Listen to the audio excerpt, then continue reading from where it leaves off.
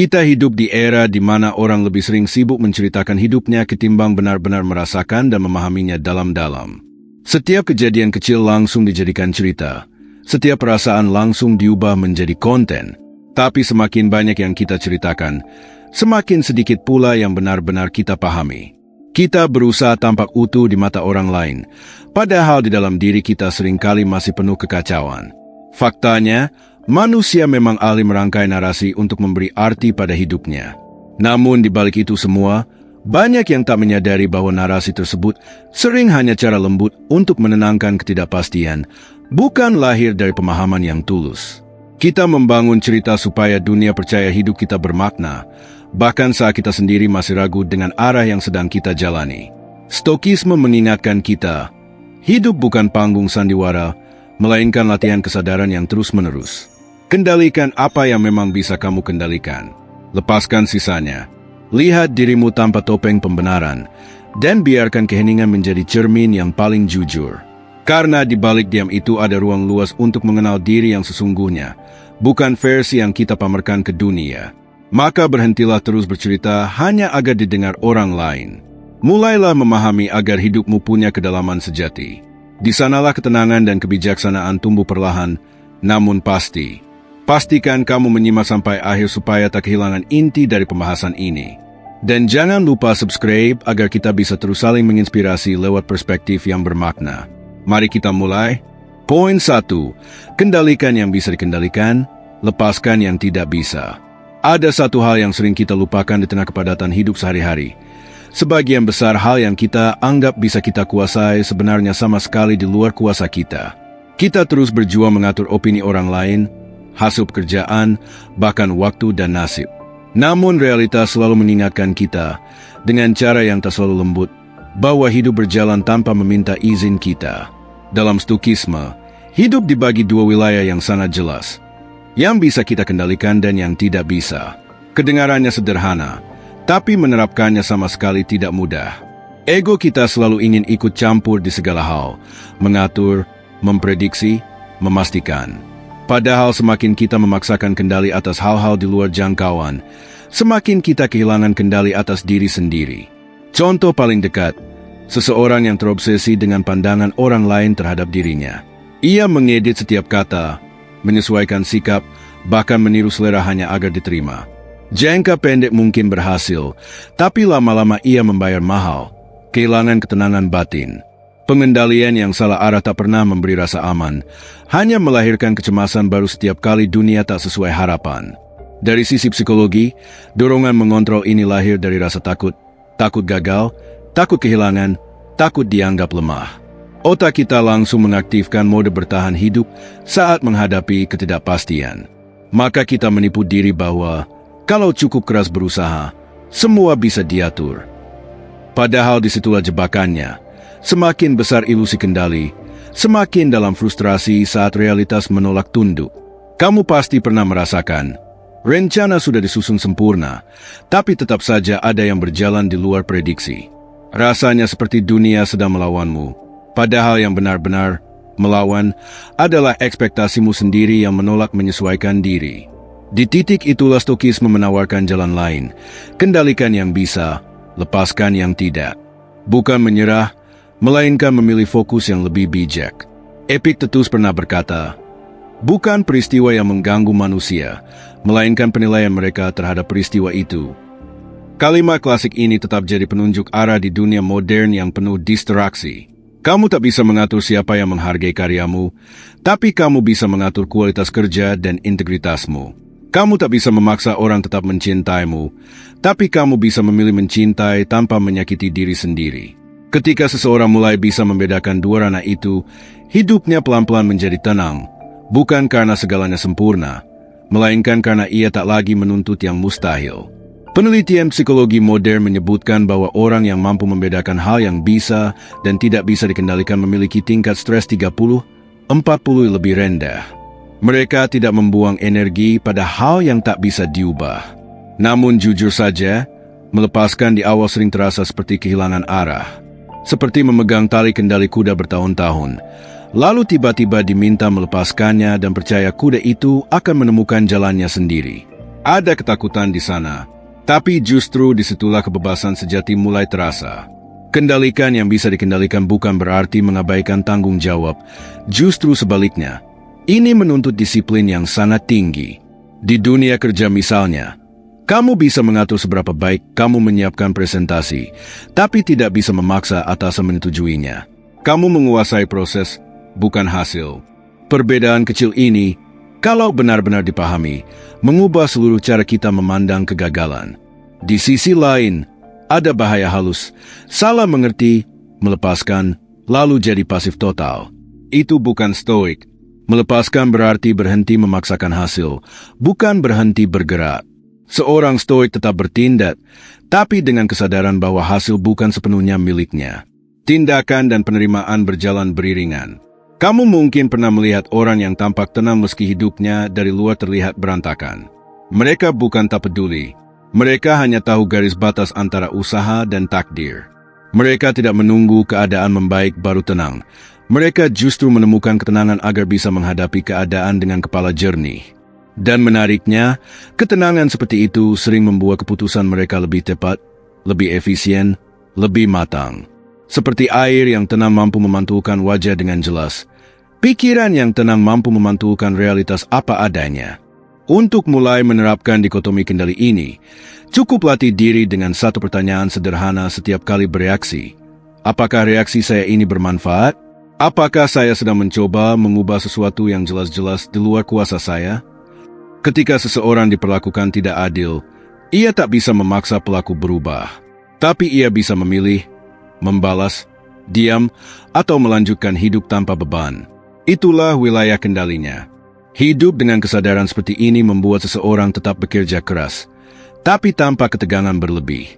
Ia bisa mencintai tanpa ketergantungan, bermimpi tanpa keputusasaan, berjuang tanpa merasa harus menguasai segalanya. Ia tetap berambisi, tapi ambisinya bukan menaklukkan dunia, melainkan menaklukkan dirinya sendiri. Lalu mengapa kita begitu sulit menerima bahwa sebagian besar hidup tak bisa dikendalikan? Mungkin karena kita takut menghadapi ruang kosong ketidakpastian, ruang hening tempat kita harus berdamai dengan diri sendiri. Tapi justru di ruang itulah kita menemukan makna sejati. Saat tak ada lagi yang bisa diatur, satu-satunya yang tersisa adalah kejujuran tentang siapa kita sebenarnya, tanpa pencitraan, tanpa topeng. Dan dari kejujuran itulah lahir kebebasan sejati. Bukan bebas dari dunia luar, melainkan bebas dari kekacauan dalam diri. Ketika kita tahu batas kendali kita berhenti bereaksi otomatis dan mulai merespons dengan kesadaran. Kita berhenti jadi korban keadaan dan mulai jadi pengamat bijak atas alur hidup kita sendiri. Mungkin itulah inti pesan stoik. Kendali sejati bukan tentang menundukkan dunia, melainkan menatap batin agar tetap utuh di tengah dunia yang selalu berubah. Dan ketika kamu sampai di titik itu, kehilangan bukan lagi ancaman, kegagalan bukan lagi musuh, ketidakpastian bukan lagi ketakutan, melainkan bagian dari hidup yang kamu pahami, bukan hanya kamu ceritakan. Poin 2. Latih diri dalam kesadaran. Pernahkah kamu merasa hidup ini seperti mesin yang berjalan tanpa henti? Bangun, kerja, interaksi, tidur, ulangi lagi. Hari-hari terasa penuh, tapi entah kenapa tetap kosong. Bukan karena tak ada aktivitas, melainkan karena tak ada kesadaran di dalamnya. Tubuh ada, jiwa tertinggal. Manusia modern sering terjebak dalam mode autopilot. Hidup berdasarkan kebiasaan, rutinitas, dan reaksi spontan tanpa pernah berhenti bertanya, kenapa aku melakukan ini? Dalam Stoikisme, kesadaran bukan sekadar tahu apa yang sedang terjadi, melainkan benar-benar hadir sepenuhnya dalam setiap pikiran, emosi, dan reaksi yang muncul. Kenapa banyak orang justru merasa lebih aman hidup tanpa kesadaran mendalam?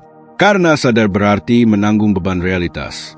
Saat benar-benar sadar, kamu akan melihat betapa sering kamu hidup dalam pola yang bukan pilihanmu sendiri, keinginan yang dibentuk lingkungan, ketakutan warisan masa lalu, keputusan yang didorong ekspektasi orang lain. Kesadaran membuka kebenaran yang sering tak nyaman, bahwa banyak hal yang kita kejar sebenarnya hanya pelarian. Riset neuropsikologi menyebutkan lebih dari 47% waktu kita dihabiskan dalam mind wandering.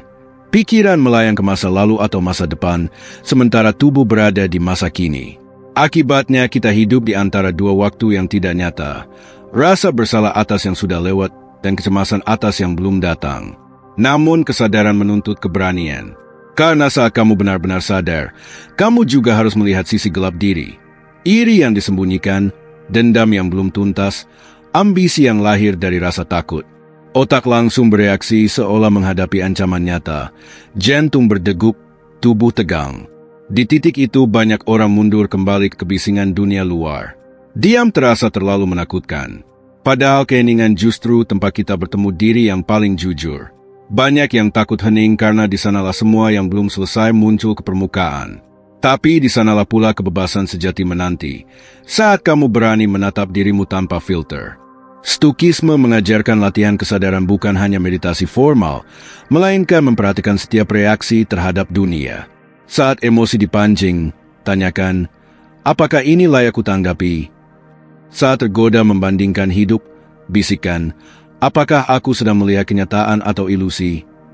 Penelitian Harvard menunjukkan latihan kesadaran 8 minggu saja bisa menurunkan aktivitas amigdala, pusat stres dan ketakutan, hingga 20%. Artinya kita jadi lebih tenang, baik secara spiritual maupun biologis. Namun saat pertama kali benar-benar sadar, rasanya seperti berdiri di tengah panggung terang benderang sementara semua kekuranganmu disorot lampu. Kamu melihat kebohongan kecil yang dulu diabaikan, ketidakpuasan yang ditutupi, ambisi yang ternyata lahir dari rasa takut, bukan cinta. Tapi disitulah perubahan sejati dimulai. Kesadaran bukan tentang jadi sempurna, melainkan berani mengakui ketidaksempurnaan tanpa lari darinya. Paradoksnya, semakin tinggi kesadaran seseorang, semakin peka pula ia terhadap ketidakadilan, kepura-puraan, dan kebohongan di sekitar.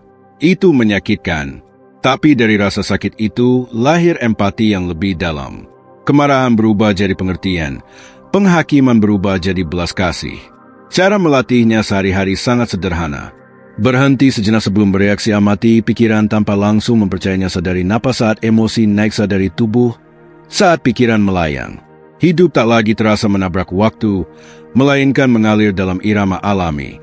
Kamu tak perlu zen sepanjang hari. Cukup sadar saat kamu sedang tidak sadar, karena bahkan momen menyadari ketidaksadaran itu sendiri sudah merupakan kesadaran. Kesadaran juga mengajarkan, masa lalu tak bisa diulang, masa depan tak bisa dipaksakan. Yang bisa kamu kelola hanyalah saat ini, napas ini, detik ini, pilihan ini. Tapi dari kumpulan detik yang dijalani dengan sadar, terbentuklah arah hidup yang kokoh. Tanda kamu mulai kehilangan kesadaran batin, lelah tanpa sebab jelas, kehilangan makna dari hal yang dulu penting, tak mampu menikmati momen sederhana tanpa distraksi. Tapi jangan takut.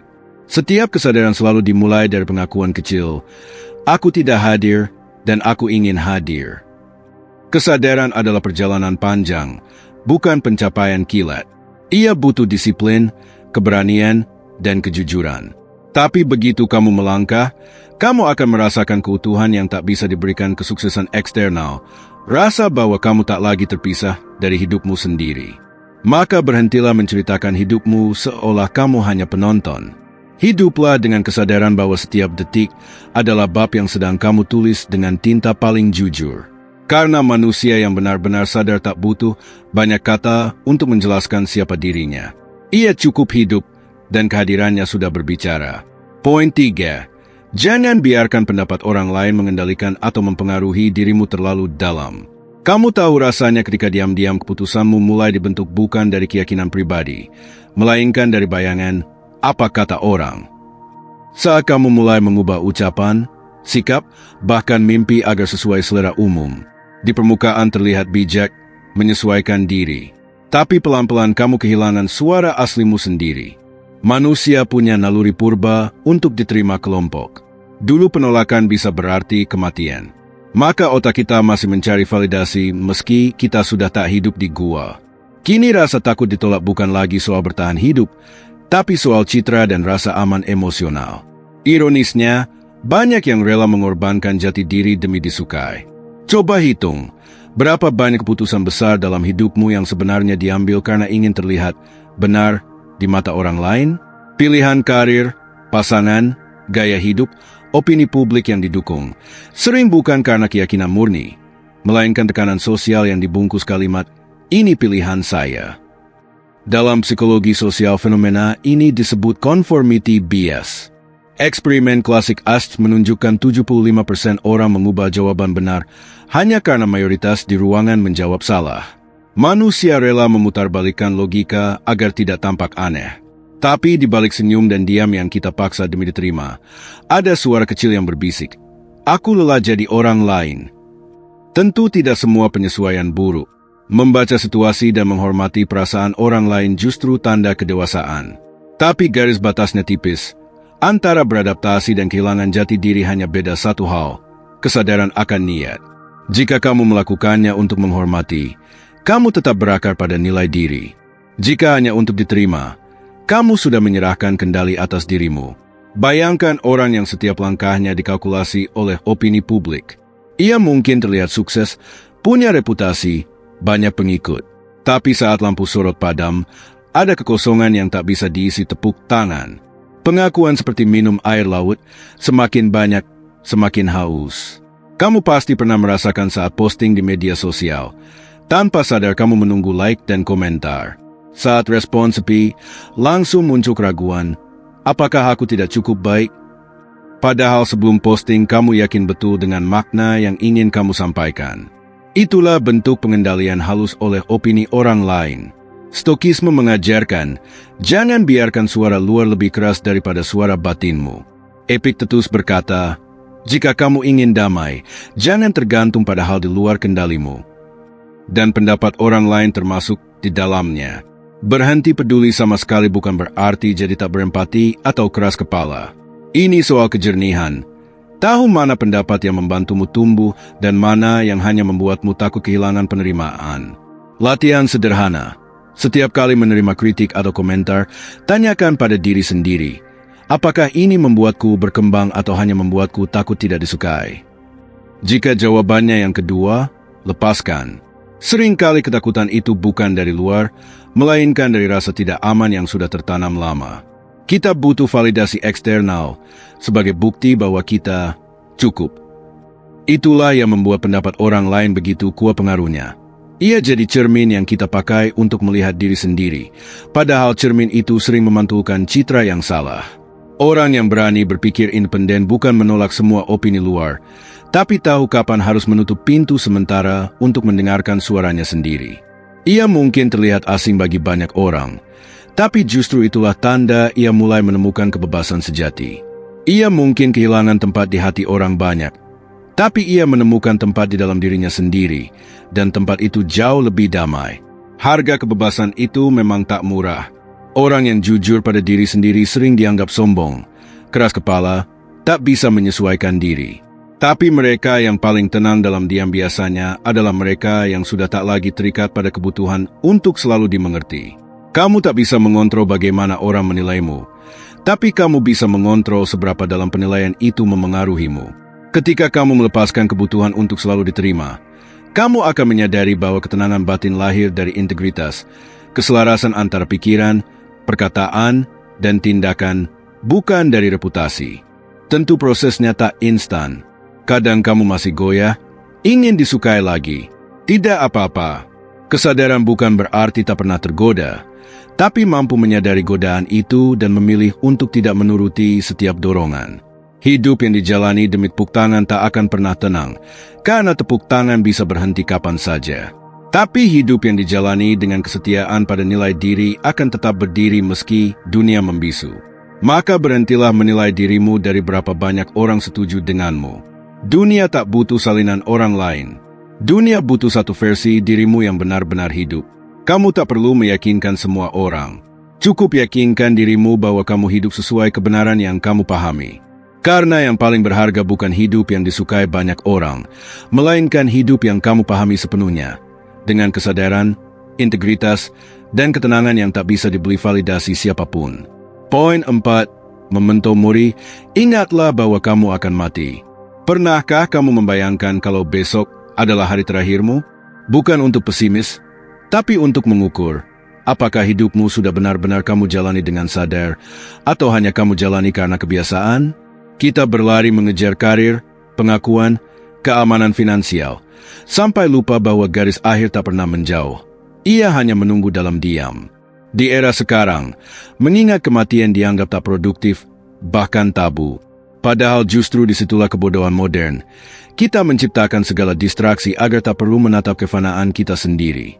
Dalam Stukisme, memento mori bukan ajakan menyerah, melainkan pengingat agar hidup lebih utuh. Para filsuf Romawi bahkan meletakkan tengkorak di meja kerja, bukan untuk menakuti diri, tapi agar ambisi tak melampaui kesadaran. Karena begitu manusia lupa waktunya terbatas, ia mulai menunda, menimbun, dan akhirnya menyesal. Psikologi modern, terror management teori, mengatakan kita menghindari kesadaran akan kematian karena takut kehilangan kendali, lalu membangun keabadian simbolik lewat jabatan, warisan, popularitas. Padahal semua itu hanya pertahanan rapuh. Data American Psychological Association, 67% orang takut mati bukan karena sakit fisik, tapi karena merasa belum benar-benar hidup. Itu ironi terbesar kita, takut mati karena belum sempat hidup. Tapi begitu seseorang benar-benar menyadari waktu terbatas, perspektifnya berubah. Ia berhenti mengejar kesempurnaan semu, mulai mencari kedalaman. Ia jadi lebih sabar, lebih manusiawi. Studi Harvard 2019 terhadap pasien terminal, 78% merasa lebih damai setelah menerima akhir hidup mereka sudah dekat. Mereka berhenti bertanya, berapa lama lagi, dan mulai bertanya, apa yang bisa kuberikan selama masih di sini? Kamu mungkin berpikir, aku masih muda, masih jauh.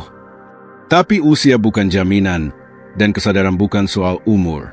Banyak yang menua tanpa pernah hidup, tapi ada yang hidup singkat namun setiap harinya penuh makna. Ketika kamu mulai menerima bahwa setiap napas bisa jadi yang terakhir, kamu akan berhenti membuang waktu untuk hal remeh. Pertengkaran kecil, ambisi kosong, pembuktian di mata orang lain. Kamu memperlambat langkah bukan karena menyerah, melainkan karena ingin benar-benar hadir. Kematian bukan musuh, ia adalah pengingat agar hidupmu tak sia-sia. Tanpa akhir, hidup tak punya arti. Tanpa batas, kita tak pernah belajar memilih. Refleksikan, jika malam ini tak pernah berganti pagi, apakah kamu akan menyesal karena belum punya lebih banyak, atau karena belum mencintai lebih dalam? Kesadaran akan kematian hanya terasa menakutkan bagi yang belum berdamai dengan hidupnya. Bagi yang sudah berdamai, ia jadi kompas. Maka berhentilah menceritakan hidup seperti kisah tanpa ujung. Mulailah memahaminya seperti puisi yang setiap barisnya berharga karena tahu tinta itu suatu saat akan habis. Kita tak perlu tahu kapan akhir datang. Cukup tahu bahwa ia pasti datang, dan itu sudah cukup untuk membuat setiap detik terasa penting. Poin 5. Cintai takdirmu, amor fati. Ada saat-saat hidup terasa tak adil. Usaha maksimal tapi hasil mengecewakan. Orang yang dicintai pergi, rencana hancur. Di titik itu banyak yang menyerah atau marah pada hidup. Tapi ada jalan yang lebih sunyi dan jauh lebih membebaskan. Mencintai takdir kita apa adanya. Stukisme menyebutnya amor fati, cinta pada takdir. Bukan hanya menerima, tapi mencintai apa yang terjadi seolah kita sendiri yang memilihnya. Bukan pasrah kosong, melainkan berdamai dengan realitas tanpa kehilangan kendali atas sikap batin. Epictetus dan Marcus Aurelius mengajarkan, kebebasan sejati bukan mengubah segalanya, melainkan mengatur respons kita terhadap apapun yang terjadi. Tapi siapa yang benar-benar bisa mencintai luka yang menghancurkan? Di dunia nyata, terimalah takdir sering terdengar seperti nasihat hampa. Tapi justru disitulah kedalaman amor fati. Bukan menolak kesedihan, melainkan melihat makna di baliknya. Penelitian tentang negotiate fate menunjukkan orang yang percaya mereka masih bisa menavigasi takdir, meski dalam batas, jauh lebih resilient. Mereka tidak menyangkal duka, tapi menemukan cara hidup di dalamnya tanpa kehilangan arah. Contoh, seseorang gagal besar di karir yang diperjuangkan bertahun-tahun. Alih-alih tenggelam dalam penyesalan, ia mulai melihat, mungkin ini koreksi arah. Dari situ lahir kebijaksanaan yang tak akan pernah tumbuh jika semua mulus. Banyak hal terbaik dalam hidup justru lahir dari hal-hal yang tak kita rencanakan. Tapi ada bahaya halus. Mengira sudah menerima padahal hanya menutupi luka dengan kata-kata bijak. Ya sudahlah, mungkin ini jalannya. Tapi hati masih pahit. Itu bukan amor fati, itu mekanisme bertahan. Mencintai takdir berarti menatap luka tanpa topeng, menyadari bahwa rasa sakit pun bagian dari proses menjadi utuh. Saat seseorang sampai di tahap itu, ia berhenti mengeluh, berhenti menuntut dunia sesuai keinginan. Bukan karena tak peduli, melainkan karena ia tahu setiap peristiwa, pahit maupun manis, adalah bahan mentah untuk membentuk dirinya. Riset Harvard 2020. Orang yang memaknai pengalaman buruk sebagai bagian pertumbuhan pribadi memiliki kesejahteraan psikologis lebih tinggi ketimbang yang terus menyalahkan keadaan. Mencintai takdir bukan berhenti berjuang. Justru dari penerimaan itu muncul tenaga baru. Kita berhenti membuang energi melawan yang tak bisa diubah dan mulai menggunakannya untuk hal yang bisa kita ubah. Cara berpikir, bersikap, bertindak. Mungkin itulah kebebasan sejati.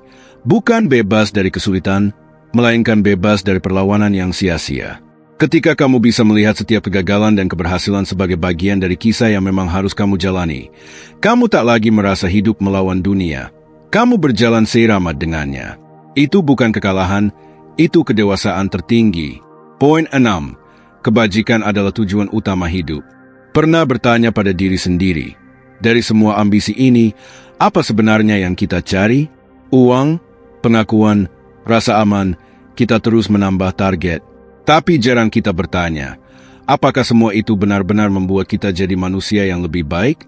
Stokisme menjawab tegas, kebajikan adalah tujuan tertinggi hidup. Bukan perilaku baik di depan orang lain, melainkan fondasi karakter yang menentukan kualitas hidup kita, keberanian, keadilan, kebijaksanaan, pengendalian diri. Di era modern konsep ini sering terasa kuno. Kita hidup di masa di mana kepintaran bisa menggantikan kejujuran. Citra lebih penting daripada karakter. Survei Global Integrity Index 2023, lebih dari 60% orang mengaku terpaksa menyesuaikan nilai moral demi bertahan profesional. Tapi justru disitulah kebajikan diuji. Orang yang berpegang pada kebajikan tak bereaksi berlebihan terhadap hinaan, tak silau oleh pujian, tak tergoda jalan pintas. Ia tahu nilai sejati manusia bukan dari seberapa tinggi ia berdiri, melainkan dari cara ia berdiri saat segalanya runtuh. Penelitian psikologi menunjukkan orang dengan integritas tinggi memiliki kesejahteraan mental yang lebih stabil. Kebajikan tak hanya mulia secara moral, tapi juga menyehatkan jiwa. Tentu tidak mudah. Dunia tak selalu menghargai kejujuran. Kadang kamu merasa bodoh karena memilih jujur saat yang lain menipu dan malah dipuji. Tapi kebijaksanaan lahir dari kesadaran. Kamu berbuat baik bukan untuk tepuk tangan, melainkan karena itu membuatmu utuh. Orang yang tetap tenang di tengah fitnah atau ketidakadilan bukan tak berperasaan. Ia hanya punya pusat gravitasi batin yang kuat, tak bergantung pada dunia luar untuk merasa bernilai. Kebajikan bukan milik orang suci, melainkan siapa saja yang masih mau menahan diri saat bisa curang, memilih jujur meski tak menguntungkan. Dalam jangka panjang, hidup seperti ini mungkin tak selalu membuatmu menang di mata dunia, tapi membuatmu damai di dalam. Karena semua pencapaian akan pudar, kekuasaan, harta, pengakuan. Yang tersisa hanyalah karakter, cara kita memperlakukan orang lain, dan hati yang tetap bersih. Jadi kalau hidup terasa membingungkan, kembalilah ke pertanyaan sederhana. Apa yang kulakukan hari ini membuatku jadi pribadi lebih baik? Jika ya, kamu sedang di jalan yang benar. Kebajikan tak menjanjikan hasil instan, tapi menjanjikan kedalaman, dan disitulah ketenangan sejati berada. Poin 7. Hiduplah sederhana dan fokus pada yang benar-benar penting. Kapan terakhir kali kamu merasa benar-benar tenang? Bukan karena semua masalah selesai, melainkan karena kamu tahu tak perlu memiliki segalanya untuk merasa cukup. Dunia saat ini memaksa kita terus berlari. Lebih kaya, lebih terkenal, lebih produktif. Tapi dalam kelelahan itu banyak yang justru kehilangan arah. Mereka mengejar lebih, tapi lupa bertanya, lebih untuk apa? Kesederhanaan bukan tentang hidup miskin atau menyerah pada ambisi. Ia tentang memilah dengan sadar mana yang benar-benar penting, mana yang hanya kebisingan berlabel berarti. Dalam Stokisme, hidup sederhana adalah bentuk tertinggi kebebasan. Saat kamu tak lagi diperintah oleh keinginan tak berujung, kamu mulai memimpin hidupmu sendiri. Riset psikologi, hedonic treadmill, menunjukkan kita cepat beradaptasi dengan kenyamanan baru, lalu kembali merasa hampa dan mengejar lagi. Studi Journal of Positive Psychology 2021, orang yang hidup sederhana punya kepuasan hidup 23% lebih tinggi ketimbang yang konsumtif. Tapi di budaya modern, kesederhanaan sering disalahartikan sebagai kurang ambisi. Padahal justru di balik kesederhanaan sering tersimpan kedewasaan terdalam, kemampuan berkata, cukup, di dunia yang terus berteriak, belum cukup. Ada perbedaan besar antara hidup sederhana karena kesadaran dan karena keterpaksaan. Yang pertama adalah pilihan, yang kedua adalah keputusasaan. Kesederhanaan juga mengajarkan fokus. Kita sebenarnya tidak kekurangan waktu, kita kebanyakan mengisinya dengan hal yang tak perlu. Kurangi distraksi, ambisi semu, hubungan tak bernilai, maka pikiranmu akan terasa lapang. Paradoksnya, hidup mengecil, jiwa melebar. Data Global Wellness Institute 2022, orang yang mengutamakan keseimbangan batin di atas prestasi sosial punya risiko stres kronis 40% lebih rendah. Maka pertanyaan yang perlu kita ajukan bukan bagaimana punya lebih banyak, melainkan apa yang sebenarnya cukup bagiku. Kesederhanaan bukan akhir dari ambisi, melainkan penyaringnya.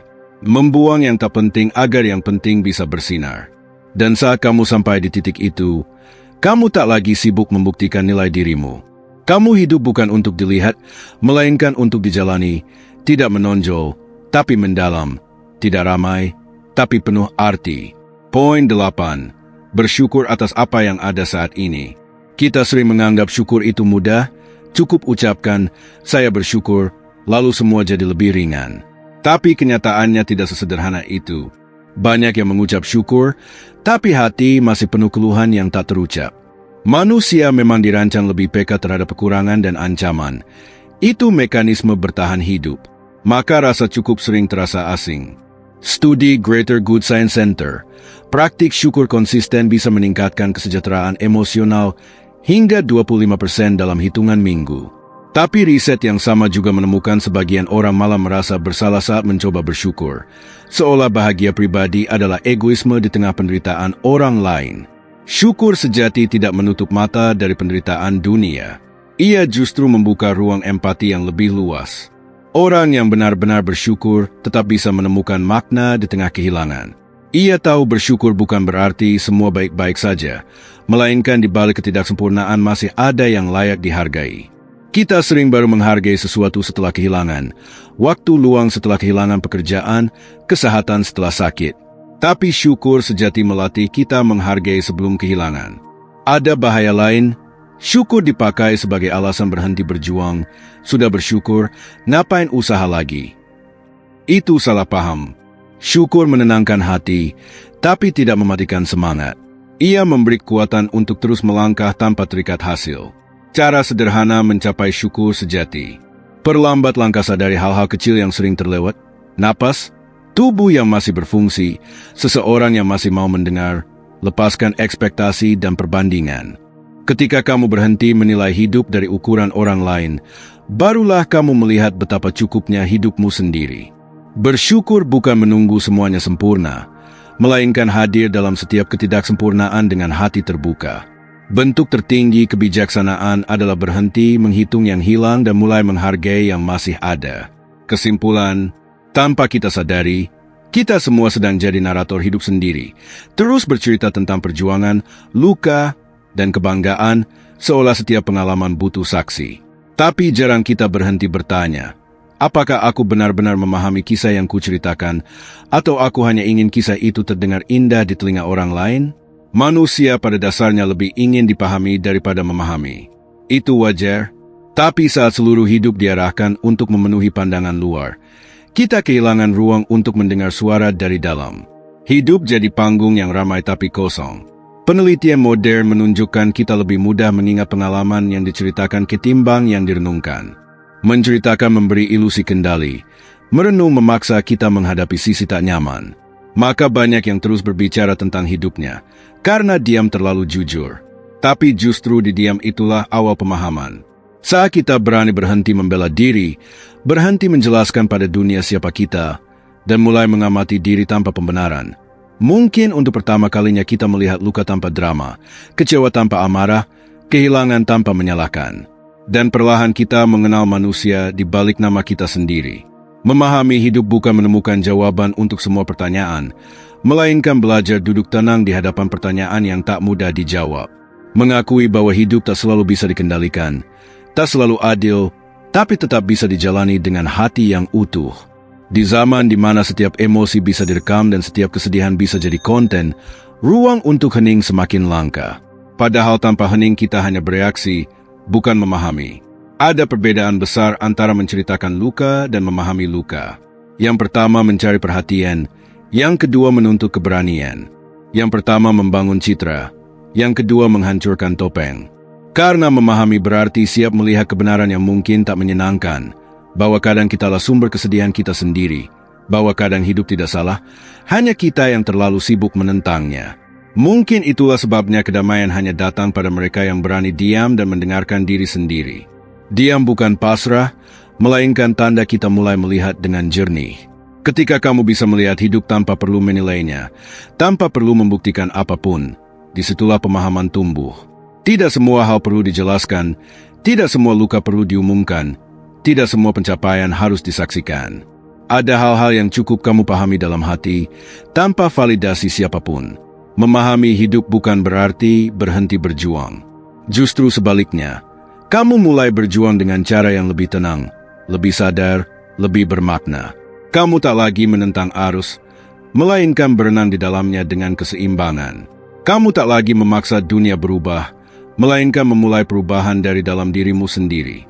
Jadi, berhentilah sejenak dari kebiasaan menceritakan hidupmu agar didengar. Mulailah memahaminya agar benar-benar dirasakan.